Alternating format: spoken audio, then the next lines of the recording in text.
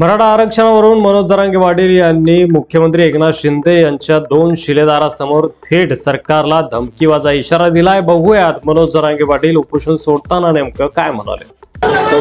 एक महिना तुमच्यासाठी आम्ही सगळ्या 6 कोटी मराठ्याला साक्षर करून तुम्हाला 1 महिना वेळ देतो, पण 1 महिना जर नाही दिलं तर मला एकाही पक्षानं, विरोधी पक्षानं आणि सत्ताधाऱ्यांनी सुद्धा म्हणायचं नाही तुम्ही हे काय केलं, कारण हे 280 टाकून सगळे शिल्लक पाहिजे। मी वेळ आली तर शिकव कार्य करणार, तर नाव योग्य पाहिजे 100 साहेब ते आपल्याला आरक्षण देते समजा आंदोलनाचा विषय नाही दिलं तर आपण सत्तेत जाऊन आपण घेऊ, नाही तर आपण सत्तेत नाही जायचं नाव घेऊन पुढे पडून टाकायचं। पाण्यात पिढ्या पडावी आता नाही का चावली जातो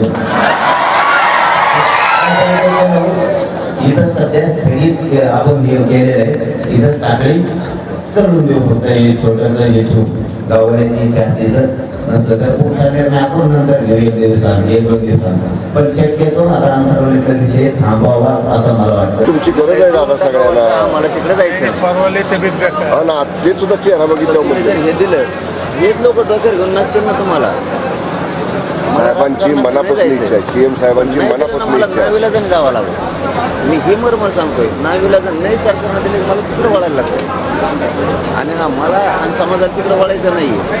सगळ्यात खोटी आहे, मी तुम्हाला नेमकी सांगतोय का आम्हाला तिकडे नाही जायचं, नाही दिलं की तिकडे गेल्याशिवाय पर्याय नाही। महिनाभरात होईल का?